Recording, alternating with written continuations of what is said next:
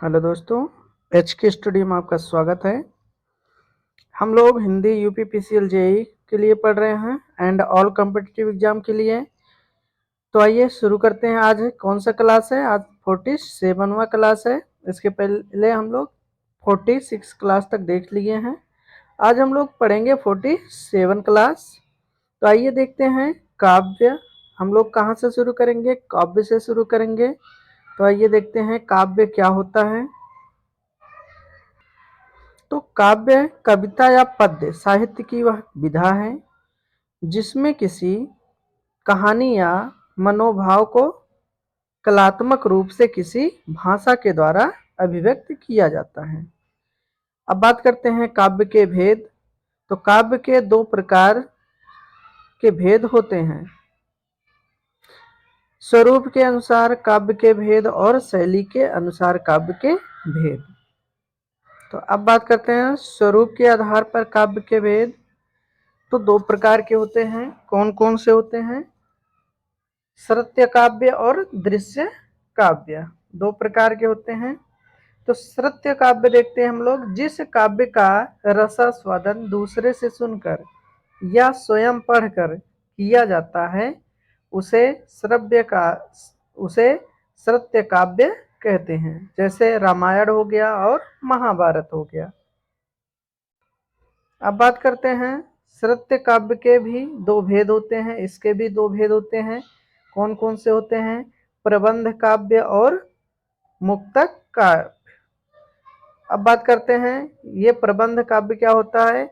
इससे कोई प्रमुख कथा काव्य के आदि से अंत तक क्रमबद्ध रूप में चलती है। दूसरा है आपका कथा का क्रम बीच में कहीं नहीं टूटता और गौड़ कथाएं बीच बीच में सहायक बनकर आती रहती हैं। जैसे रामचरितमानस। अब बात करते हैं प्रबंध काव्य के भी दो भेद होते हैं। कौन कौन से होते हैं? महाकाव्य और खंड काव्य। तो महाकाव्य क्या होता है? इसमें किसी ऐतिहासिक या पौराणिक महापुरुष की संपूर्ण जीवन कथा का शुरू से अंत तक वर्णन किया जाता है। महाकाव्य में ये बातें होना आवश्यक होता है। महाकाव्य का कोई नायक पौराणिक या ऐतिहासिक इसमें हो और उसका धीरोदान होना आवश्यक है। जीवन की संपूर्ण कथा का सविस्तार वर्णन होना चाहिए। श्रृंगार, वीर और शांत रस में से किसी एक की प्रधानता होनी चाहिए। इसमें यथास्थान अन्य रसों का भी प्रयोग होना चाहिए। और इसमें क्या होना चाहिए?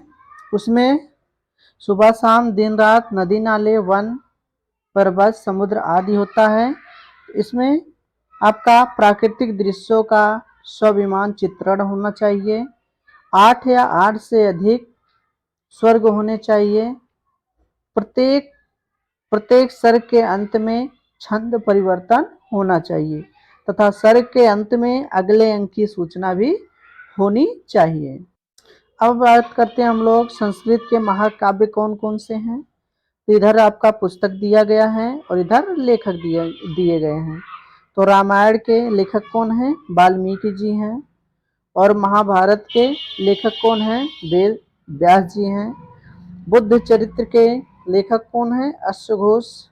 कुमार संभव कुमार संभव के लेखक जी कौन हैं? कालिदास जी हैं। रघुवंश के कालिदास जी हैं। और कीर्तार्जुनीय के इसके कौन है? भारत जी हैं। और शिवपाल वध का ये कौन है? माघ इसके लेखक हैं। नए थीम चरित्र के लेखक कौन है? श्री हर्ष जी हैं। आगे देखते हैं हम लोग सिद्धार्थ वर्धमान इसके लेखक कौन है? अनूप शर्मा जी हैं। पार्वती इसके लेखक रामानंदन तिवारी। तारक वध इसके लेखक गिरिजा पंत शुक्ल गिरीश। श्रीमान मानव की विकास यात्रा नंदलाल सिंह कांतिपति। और शिल्पाधिकारम इसके लेखक इलांगो आदिकाल तमिल। नुपुर की कहानी है ये आपकी। आगे आपका मणि में कलय ये है आपके कौन, शीत, शीतलेश नार। और जीवक चिंतामणि के लेखक कौन है, जैन मुनि तिरुतकुदेश्वर। और आपका आगे है कुंडल केसी, इसके लेखक कौन है, नाथ कुतनार। अब बात करते हैं हम लोग हिंदी के महाकाव्य के, तो इसके लेखक, पुस्तक और इसके लेखक कौन कौन है, आइए देखते हैं। तो आपके पृथ्वीराज रासो के चंदबरदाई, पद्मावत के मलिक मोहम्मद जैसी, रामचरितमानस तुलसीदास जी हैं, रामचंद्रिका आचार्य केशवदास, साकेत मैथिली शरण गुप्त, प्रिय प्रवास अयोध्या सिंह उपाध्याय, हरिओध और कृष्णायन का द्वारका प्रसाद मिश्र। आगे कामयानी के रचयिता जयशंकर प्रसाद जी हैं, उर्वशी का रामधारी सिंह दिनकर, एकलव्य राम कुमार वर्मा, उर्मिला बालकृष्ण शर्मा नवीन, नूरजहां विक्रमादित्य गुरु भक्त सिंह। अब हम लोग देखेंगे खंड काव्य। तो इसमें किसी भी संपूर्ण जीवन कथा का वर्णन न होकर केवल जीवन के किसी एक ही भाग का वर्णन होता है। तो खंड काव्य में किसका वर्णन होता है, संपूर्ण जीवन काल का वर्णन ना करके केवल क्या किया जाता है, जीवन के एक ही भाग का वर्णन किया जाता है।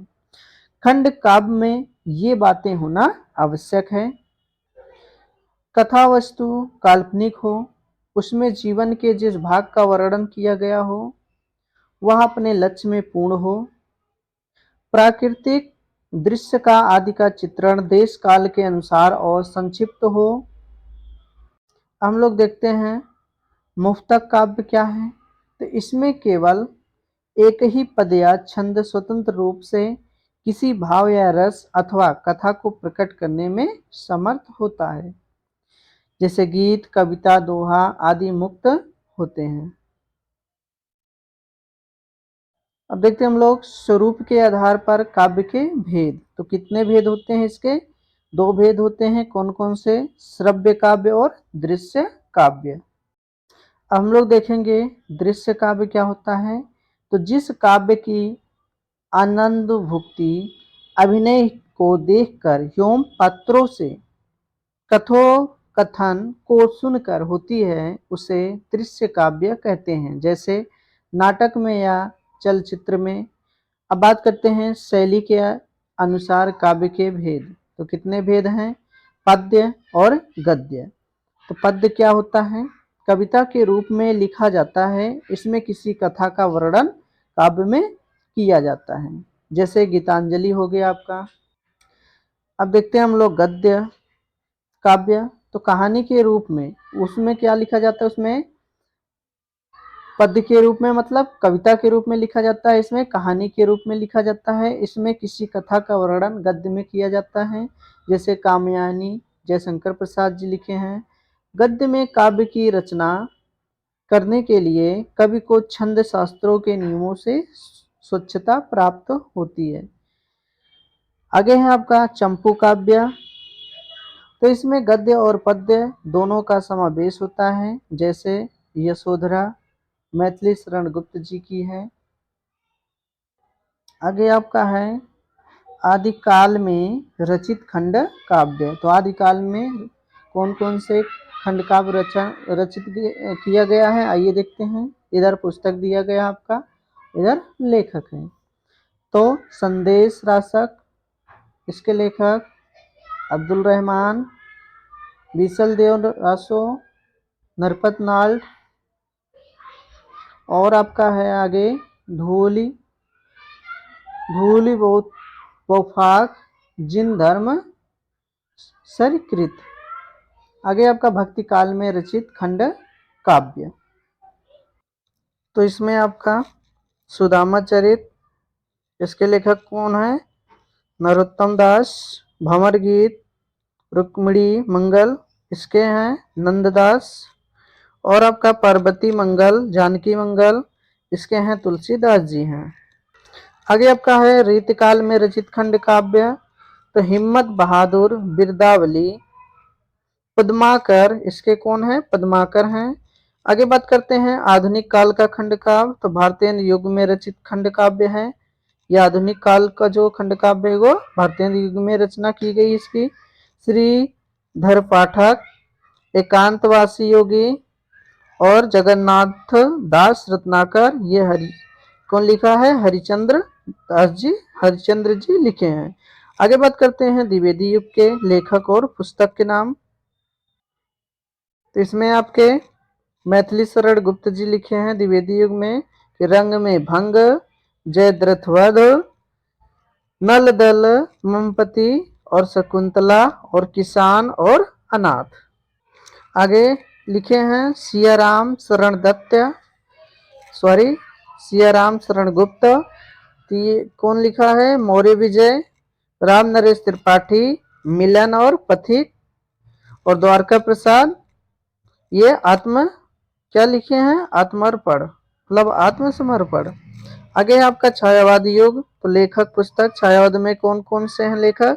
सुमित्रा नंदन पान। पुस्तक कौन सी है? ग्रंथि। राम नरेश त्रिपाठी कौन है? स्वप्रा। और मैथिली शरण गुप्त, पंचावट, पंचावटी और अवध, वन वैभव, वक और संसार। इसमें अनूप शर्मा का है सुनाल, सियाराम शरण गुप्त का है आत्मोत्सर्ग, सूर्यकांत त्रिपाठी निराला जी का है तुलसीदास, सिरादास गुप्ता, यह है आपका रोचक वध। आगे आपका श्याम मयाद पाठक, यह है कंसवध। और रामचंद्र शुक्ल सरस, यह है अभिमन्युवध। गोकुल चंद्र शर्मा, इनकी है प्रणवीर प्रताप। आगे है नाथुराम शंकर शर्मा, इनका कौन सा है? इनकी है गरेंडा रहस्य और कायस और विजय। आगे बात करते हैं छायावादोत्तर युग के लेखक और पुस्तक कौन कौन सी है। तो मैथिली शरण गुप्त, इनकी पुस्तक कौन सी है? नहुस, करबला, नहुल और हिडिम। आगे है आपका बालकृष्ण शर्मा, इनकी कौन सी पुस्तक है? मतलब कि ये होता है प्राण अर्पण। और आगे है आपका सोहन लाल द्विवेदी, ये है इनकी कौन सी है? इनकी कुड़ाल है। आगे है आपका रामधारी सिंह दिनकर, इनकी है कुरुक्षेत्र। आगे है श्याम नारायण पावे, इनका है जय। आगे है आपका उदय शंकर भट्ट, इनकी है क्या? कौन्तेय कथा। और आनंद मिश्र की है चंदेरी का जौहर। आगे है आपका गिरिजा दंत शुक्ल गिरिहा, ये है आपका स्याड़ है। और गोपाल प्रसाद व्यास जी का कौन सा है? कदम और वजाएं और जाएं। डॉक्टर रुसाल का है भोजराज। और नरेश मेहता की कौन सी पुस्तक है? संशय की एक रात। बात करते हैं हम लोग हिंदी साहित्य का प्रथम ग्रंथ। तो हिंदी साहित्य का प्रथम ग्रंथ देखते हैं। ये आपकी क्या है? इस्तवार दी लिलत रेल्यूट, एंदुई ए हिंदुस्तानी, गारसा दी तासी फ्रांस। तो शिव सिंह सिंगर द्वारा रचित हिंदी कविता का भारतीय द्वारा पहला इतिहास ग्रंथ है। यह आपका garden vernacular literature of Hindustan, इसको डॉक्टर जॉर्ज अब्राहम ग्रियर्सन द्वारा रचित। इन्होंने साहित्य के काल विभाजन का प्रथम प्रयास किया है। अब बात करते हैं हिंदी साहित्य के काल विभाजन का सबसे मौलिक ग्रंथ। तो हिंदी साहित्य का इतिहास के बारे में देखते हैं। तो आचार्य रामचंद्र शुक्ल द्वारा रचित 1929 में प्रकाशित हुआ था।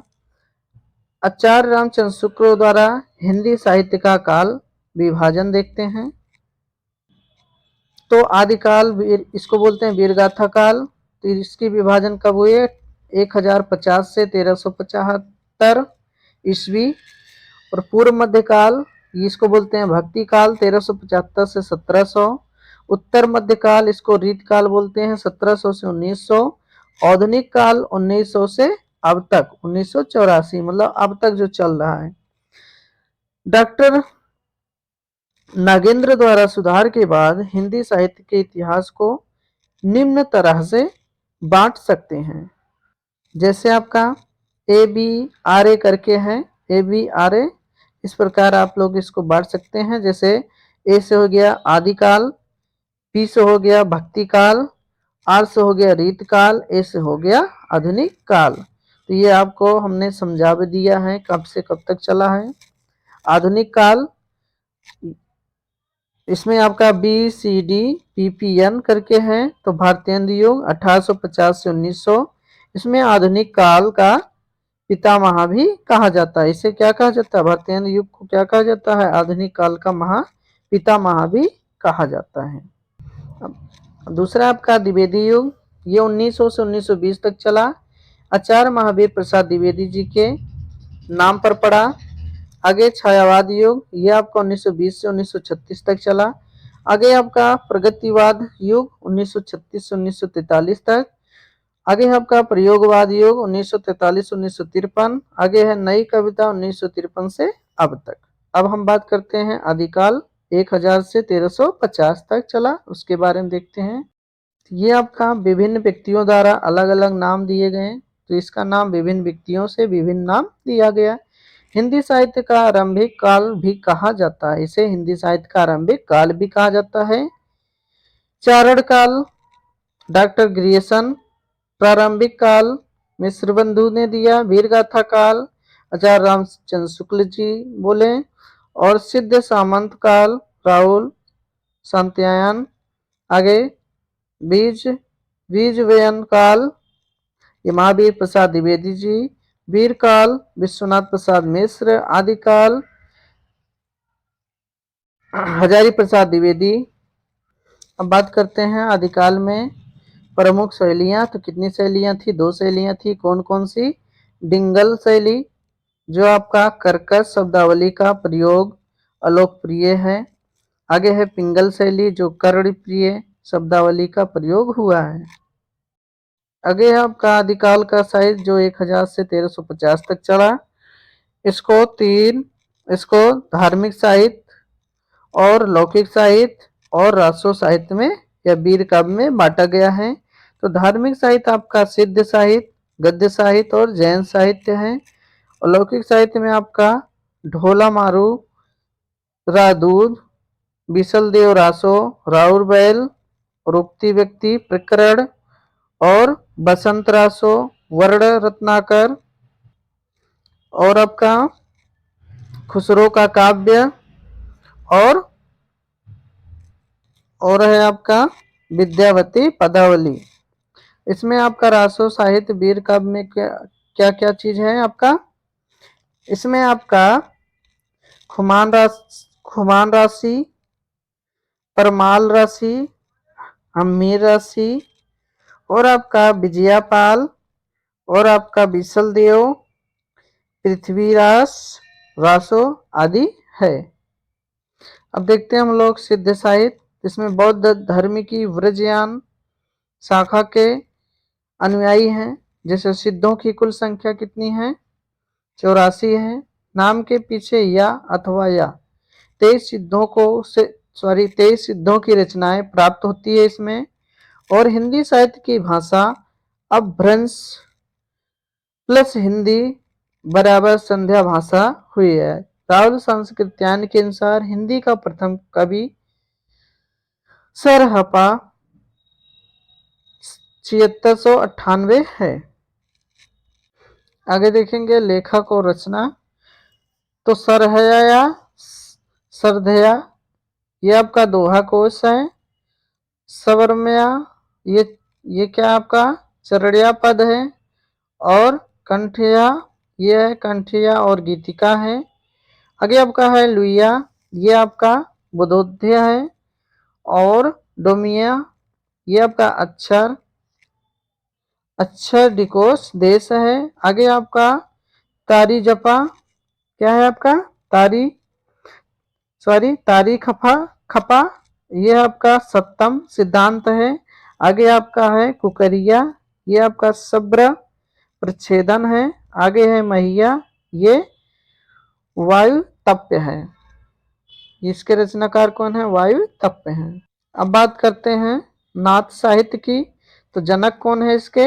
आदिनाथ शिव हैं। प्रवर्तक कौन है? मत्स्येंद्र नाथ। और नाथों की कुल संख्या कितनी है? 9। इसमें देखते हैं हम लोग लेखक और रचना। तो मत्स्येंद्र नाथ, तो इसके रचनाकार कौन है? ज्ञानकारिका या कुलानंद। और गोरखनाथ इसके कौन है? शिष्यादर्शन, पुराण संकलनी, सप्तवार, ज्ञान तिलक, ये इनकी रचना है। आगे है जलंधर नाथ, इनकी रचना कौन सी है? विमुक्त है, मंजरी गीत है। अब हम लोग बात करते हैं जैन साहित्य की। तो भाषा कौन सी है? अपभ्रंश है। अपभ्रंश का वाल्मीकि स्वयंभू है। और कौन है? पदम कौन है? पदमचर्यु और अरिष्टनेमि और चरित, नागकुमार चरित। ये आपका जो पदमचर्यु है ये आपका राम कथा है। अब इसमें हम लोग देखेंगे लेखक और रचना। तो इसमें आपका ये है शालिभद्र सूरी, इनकी रचना कौन सी है? कौन सी है? भरतेश्वर, बाहुबली रास, बुद्धिरूस और पंच पांडव। और कौन सी है? चरित्रास। आगे है देवसेन सूरी, श्रावकाचार्य है, इसकी रचना। विजय चंद्र सूरी, इनकी रचना नेमिनाथ चौपाई। जिन धर्म सूरी, इनकी है स्थूल भद्र रास। और विजय सेन सूरी, इनकी है रेवंत गिरी रास है। आगे है आपका हेमचंद्र सूरी, ये इनकी रचना कौन सी है? कुमारपाल, चढ़ित, हेमचंद्र, शब्दानुशासन आदि हैं। अब बात करते हैं रासो साहित्य की। इसमें देखेंगे रचयिता, काव्य ग्रंथ और रचनाकार, कब इनकी रचना हुई। तो इसमें देखते हैं हम लोग, पहले देखेंगे रचयिता, फिर काव्य ग्रंथ, फिर रचनाकार देखेंगे। तो इसमें आपका शांडगरधर, तो काव्य ग्रंथ कौन सी है? हम्मीर, रासो, अपभ्रंश। और इनकी रचना काल कब है? 1357 ईस्वी। आगे है दलपति विजय, काव्य ग्रंथ है इनकी खुमार रासो। और ये क्या है? राजस्थानी है ग्रंथ, 1729 ईस्वी में।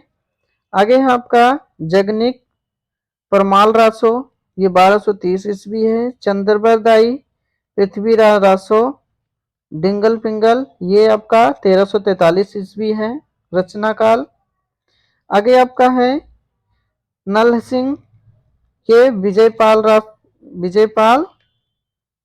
रसनो, ये आपकी 16वीं ईस्वी है। आगे है नरपतिनाल बिसल देव रासो, अपभ्रंश है ये 1212 ईस्वी। आगे है अब्दुल रहमान संदेश शक, विद्यापीठ, पदावली मैथिली भाषा। आगे है कवि कल्लोल, ये आपका है छोला मारूरा दूहा। आगे भट्ट केदार, जयचंद्र प्रकाश, मधुकर, जय भयंक, जस चंद्रिका। तो ये आपका यहाँ तक आज हम लोग पढ़ेंगे। आगे फिर देखेंगे हम लोग भक्ति काल के अन्य नाम। तो हम लोग अब यहीं तक समाप्त करते हैं। अब हम लोग नेक्स्ट वीडियो मिलते हैं, तब तक के लिए जय हिंद।